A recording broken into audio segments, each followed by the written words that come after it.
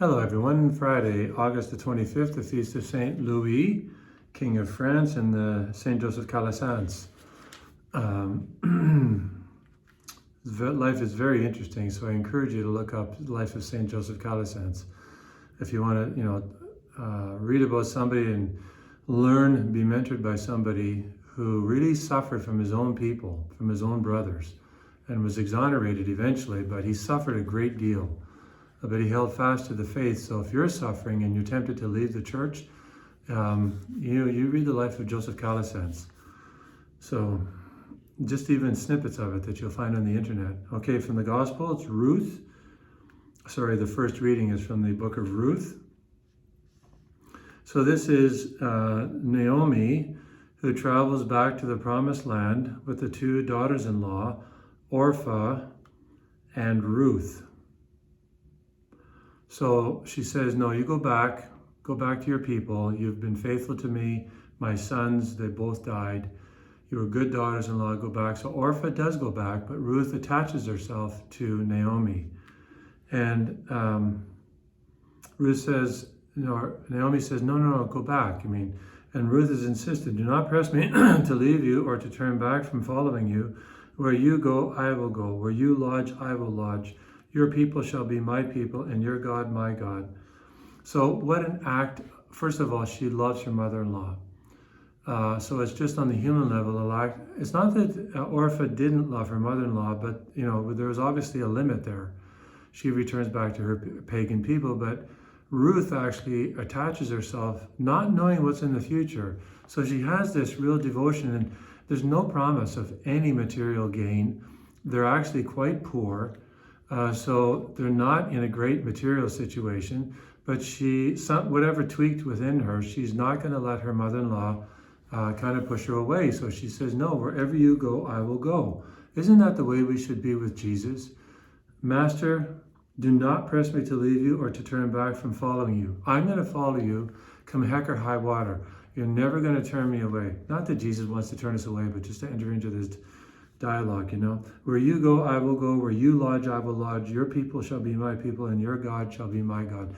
You're my God. That's it. I'm not going to have any other God. And we see the incredible blessings that God has in store for Ruth. It's just such a beautiful true story, about someone who is faithful in her devotion and affection and love to her mother-in-law, and she becomes the grandmother of King David. So really very, very profound. So, we can ask Ruth to help us be faithful children of God. Over to the Gospel, Matthew chapter 22. So teacher, what commandment in the law is the greatest? This is probably the most succinct, most beautiful, powerful section in the Gospel. Matthew chapter 22, verses 34 to 40. Jesus answers, Deuteronomy 6:8, you shall love the Lord your God with all your heart, with all your soul, with all your mind. This is the greatest in the first commandment. He's not asked the second part.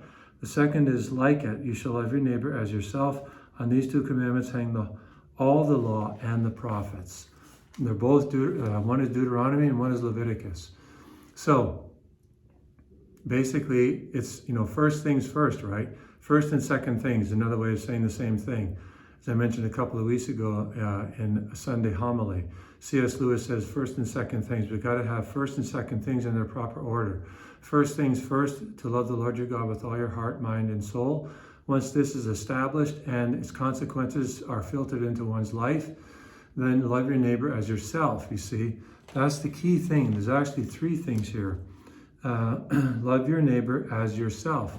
So, love God with all your heart, mind, and soul. And then love your neighbor as yourself. So love yourself properly, but which means not inordinately, right?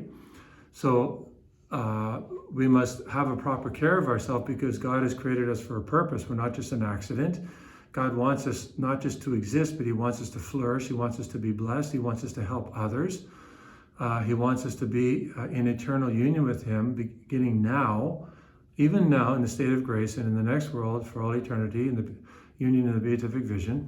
But he wants us to also help out, not to be a silo, but to help others get to heaven as well. So what a profound It is the most profound, probably the most profound thing Jesus said, because it sums up Genesis to Revelation. Love God with all your heart, mind, and soul. Love your neighbor as yourself. Three things: God, neighbor, and self. But it's first things first, or first and second things. Got to keep the order. So if you're spending all your time on your friends and yourself, or yourself and your friends, but you're ignoring God, not spending time in prayer, never going to work. Got it all wrong. So you're spending too much time in prayer. You're a layperson. You're ignoring people. You're ignoring your duties. It's not going to go well. First things first, and then second things. That's what's really important here. So keep the struggle with the order every single day, and you and I will have the greatest portion of happiness that we can obtain in this world. God bless you.